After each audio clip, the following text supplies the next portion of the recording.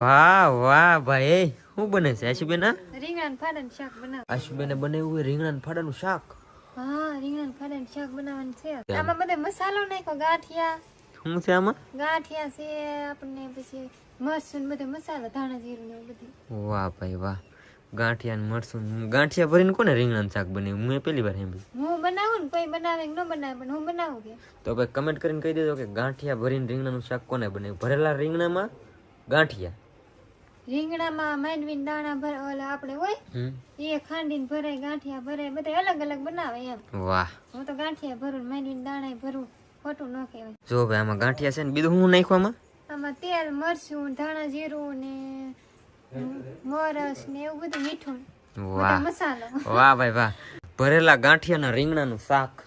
ભરેલા ગાંઠિયા રીંગણામાં રીંગણામાં ભરેલા ગાંઠિયા રેડી મને ખબર બને નાખો.